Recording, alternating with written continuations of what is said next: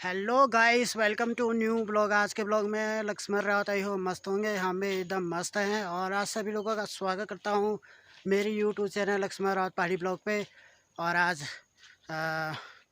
शिव महापुराण की कथा लास्ट दिन है, ये अंतिम दिन, तो आज भंडारा भी होना है, तो दिखाया जाएगा आप लोगों को ब्लॉग पर। और कमेंट और लाइक जरूर कीजिएगा। ले चलता हूँ लक्ष्मण रावत पहाड़ी ब्लॉग पर। शंभू की कथा, भोलेनाथ की कथा जो है अमृत, इसको व्यक्ति कुल को अजर अमर कर देता है। और सदा सेव्या कथा श्रवण मात्रता, और इसको सदा सेवन करना चाहिए, सदा सेवन करना चाहिए। और इसमें 24,000 श्लोक द्वापर से ग्रंथ लिख रहा है मेरे भाई बहन। ये 24 गांव से विद्यमान है।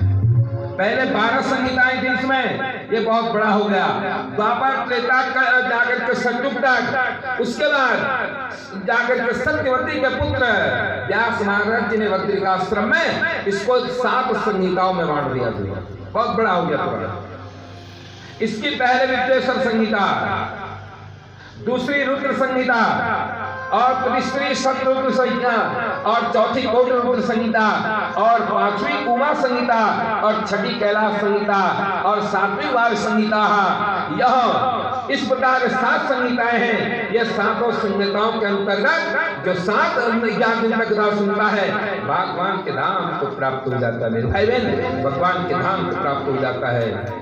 इन 7 संहिताओं का जो दिव्य शिव पुराण श्रवण करता है वह ब्रह्म तुल्य सर्वोपरि गति को देने वाला होता है। इसलिए प्राणी अज्ञान से कभी तक संसार में भटकता रहता है जब तक शिव पुराण को कर्ण गोचर न कर ले। लोग, मैंने पहले दिन बताया था, लोग शंका करते हैं घर में शिव पुराण नहीं होता है, कहीं लिखा है क्या? हमें तो अभी तक कोई हो, इतने पुराण तो हम कर चुके हैं 18 पुराणों में से। ऐसा कहीं नहीं लिखा है कि शिव पुराण आप धर्म न करें, कहीं नहीं लिखा है। ये हमारा तो वो अभी तक चली हुई है। कुछ लोग क्या कहते हैं ना, जो पहले कथा एक दिन सुनता है उसको 7 दिन नहीं हो तो 7 दिन तक जाना पड़ता है, 9 दिन का हो तो 9 दिन तक जाना पड़ता है, और 11 दिन का हो तो 11 दिन तक जाना पड़ता है। पर मेरे भाई बहन, हमारे तो इतने शास्त्र हमने पढ़े, हमें कभी नहीं लिखा कि जो एक भगवान ये नहीं कह रहे एक घड़ी आदि की बुनियाद, जब तुझे टाइम मिले तब सुन लो कि एक दिन जाना होता है तो 11 दिन जाना ही जाना है। ये हमारे कोई शास्त्र में नहीं। एक तर्क वितर्क हुआ था, मैंने कहा जहां ये लिखा है, यदि वो पुराण मेरे को आप बता दें इसमें यह लिखा है कि एक दिन सुनने से 11 दिन जाकर के जो है सुनना पड़ता है, तो फिर जो कहूँ उसको कर दूंगा। पर ऐसा तो कहीं नहीं लिखा कि एक दिन सुन लेते। लोगों ने भ्रम डाल रखा है ना पहले से ही, पता नहीं क्यों डाला है। अरे जब व्यक्ति का समय होगा जमीन आएगा, जबरदस्ती है क्या? उसके पुण्य उसे लाएंगे, ठीक है, वो क्या है, नहीं आने वाला है, उसके पुण्य लाए उसे। चल भाई भगवान की कथा, अब यहाँ तो कथा में आता है, कथा में उठते भी तो चला जाता है, वो भी तो उसका पुण्य या पाप है, आप समझिए। आप तुलसी पूर्व जन्म से हरि चर्चा न सुहाई, ये कथा भी जो है ये भगवान की कथा जो है उससे जो आशीर्वाद से प्राप्त होती है। नहीं तो लोग आते आधी कथा में उठ के चले जाते हैं। हमने तो नहीं कहा भाई, न किसी ने कहा, पर इसका मतलब हम ये जान लेते हैं कि इस व्यक्ति के पाप इसको यहाँ बैठने नहीं दे रहे हैं। वो कह रहे तू कहाँ चक्कर में पड़ गया यार पुण्यात्मा के, अरे छोड़ यहाँ से चल, तो लोग उड़ जाते हैं। ये उनके लगाओ, ये उनके जघन्य पाप हैं जो उनको कथा में भी नहीं बैठने देते। इसलिए कर्ण गोचर, जिस घर में शिव पुराण की कथा होती है, जिस गांव में होती है, जिस मंदिर में होती है, जिस शहर में होती है, वो घर नहीं, वो घर तीर्थ हो जाता है, बद्रिकाश्रम बन जाता है, वो गांव पवित्र हो जाता है। जहां तक इसकी आवाज जाती है ना, वहां यदि कोई भूत प्रेत योनि में पड़ गया हो, यदि आवाज चले गई तो समझ लो उसकी मुक्ति हो गई। जैसे धुंधकारी गोकर्ण महाराज जी ने 7 दिन तक भगवान की कथा को सुनाया था अपने भाई को तारने के लिए महाराज, और बैठे कहां पे आपको पता है? वो बांस के डंडे के अंदर बैठे थे, 7 गांठ के अंदर जो है। जब 7वें दिन गांठ फटी साक्षात, और जो प्रेत रूप में था वो साक्षात भगवान के सामने और गोकर्ण के सामने प्रकट हो गया। प्रभु धन्यम भागवती वार्ता, ये भगवान की कथा धन्य है जो जाकर के आज मुझे जिसने मेरे को मुक्ति दे दी है। कवच कुंडलधारी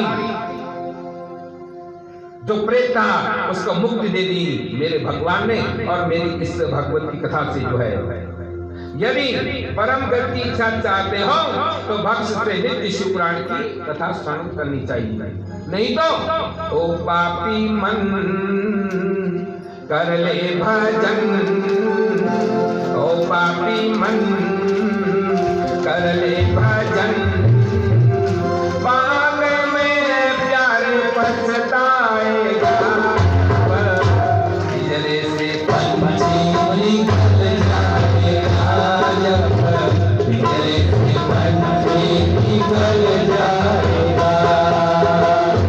पापी मन कर ले भजन, ओ पापी मन कर ले भजन, बाद में प्यार पछताएगा, जब पिंजरे से हंसा निकल जाएगा, जब पिंजरे से हंसा निकल जाएगा। ओ पापी मन कर ले भजन, ओ पापी मन कर ले भजन, बाद में प्यार पछताएगा, जब पिंजरे से हंसा निकल जाएगा, जब पिंजरे से हंसा निकल जाएगा।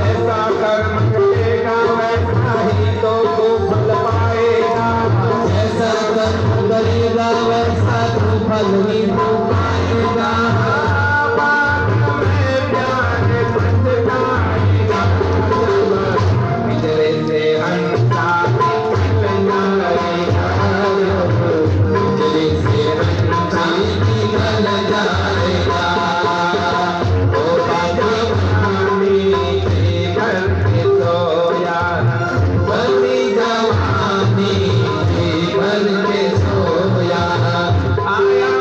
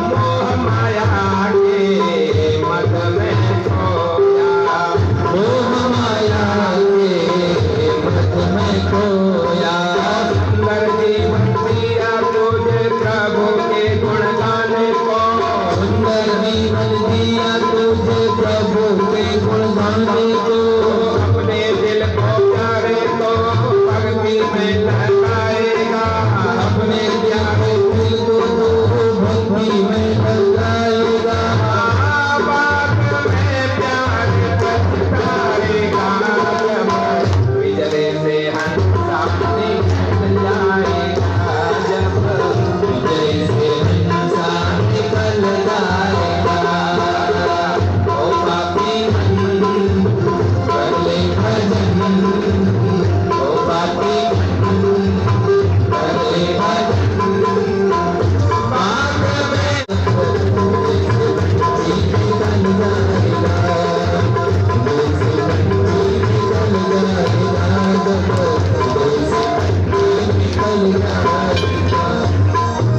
बोले शंकर भगवान की जय। मेरे भाई बहन, जब तक ये शरीर है भगवान का भजन कर लो, फिर पूछने वाला कोई नहीं है। और यही शिव पुराण की कथा है। जो व्यक्ति इसको सुनता है और जब मोक्ष जाकर के जब अपने शरीर को त्यागता है तो भगवान के राम को प्राप्त होता है। देवराज था, बड़ा पापी दुराचारी था और अंत में जब झूसी प्रयागराज में गया, वहां किसी वैष्णव संत के द्वारा भगवान की कथा सुनी। 1 महीने में ज्वर आया, प्राण को ले गए यमराज, और भगवान भोलेनाथ ने अपने गणों को जाकर के बुलाया, जाओ उसको यहाँ लेके आओ, क्योंकि उसने 1 महीने तक प्रयागराज में भगवान की कथा सुनी है। गए भगवान के गण, कहाँ जाकर के यम के हाथ में पड़ा हुआ था, भोलेनाथ ने देवराज को भी जाकर के मुक्ति प्रदान करवा दिए। भागवत ऐसा है। दूसरा, यहाँ पर एक जो है ब्राह्मण, वास्तव नगर में बिंदु नामक ब्राह्मण रहते थे, पर अपने कर्मों से भ्रष्ट हो गए। ब्राह्मण कुल खत्म कर दिया, वैश्यागामी हो गया। उनकी पत्नी चंचला समझाती थी, देखो आप ऐसा क्यों करें महाराज, ये मनुष्य तन बड़े मुश्किल से प्राप्त होता है। बड़े भाग मानस कर पावा,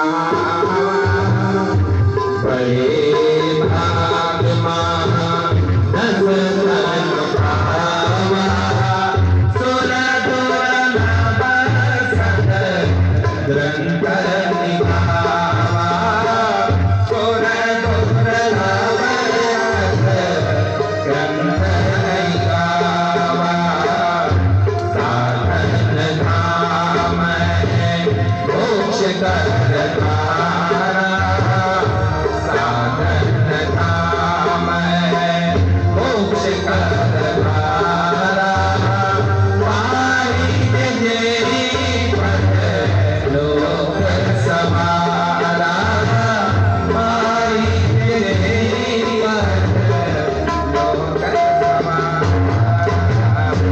भगवान 84 लाख योजना देने के बाद एक पल दिया है, इसमें आकर भी गलत काम करे, वो भी ब्राह्मण मात्र से सदा है। मेरे बिंदु पति ऐसा गलत काम क्यों करे, व्यस्तगामी क्यों कर रहे हैं आप? जो पत्नी को छोड़ करके व्यस्तगामी हो गया, बड़े बड़े अत्याचार करने लग गया। उसकी जाकर की स्त्री समझाती थी, पर समझ में नहीं आई बात। बुरे बुरे कर्मों को करने लग गया, यहां तक कि मृत्यु तो होनी ही होनी है ना, मृत्यु से कोई बचेगा नहीं, आना ही आना एक दिन। वो दिन होगा कौन? ये भगवान ने अदृश्य रखा है। जिस दिन ये जनाजा निकलेगा ना, जिसको आप अपना कह रहे थे, जिसको कह रहे थे मेरा है, ये मेरा शरीर इस पर गर्व हो रहा था, आज किसी दूसरे के कंधे पर मरघट जा रहा है फूकने के लिए। भाई बंद 5 घंटे 3 घंटे लगा करके फूक फाक करके घर आ जाएंगे, बस वो भी लौट के आ जाएंगे, कोई साथ जाने वाला नहीं। उसके बाद चंचला भी जो है व्यभिचारिणी हो गई। एक दिन जाकर के जो है उसका पति जो था ना बिंदु, वो जाकर के मर गया। तो जाकर के यम के दूत आए और उठा कर चले गए। बिंदु को जो है उसके बाद उसकी जो पत्नी थी चंचुला जो है बड़ी दुखी हुई। उसने इस संसार को भी असार समझा। ये संसार कुछ नहीं है, ये मोह और माया में बांधने वाला बंधन है। इससे व्यक्ति कभी नहीं छूट सकता है। लोहे से बधा हुआ व्यक्ति छूट सकता है, जंजीरों से बधा हुआ व्यक्ति छूट सकता है। स्त्री रूपी, धन रूपी, पुत्र रूपी बंधन से कभी व्यक्ति मुक्त नहीं हो सकता। मेरे भाई बहन, कभी मुक्ति नहीं हो सकता। और मुक्ति तभी होगी जब आत्मा से शरीर निकल जाएगा, तब शांति हो जाएगी। बाकी कोई पुत्र नहीं, कोई मित्र नहीं, कोई शत्रु नहीं, कोई भाई नहीं, कोई भतीजे नहीं। माया वही बेचारी इस शरीर से वैराग्य हो गया।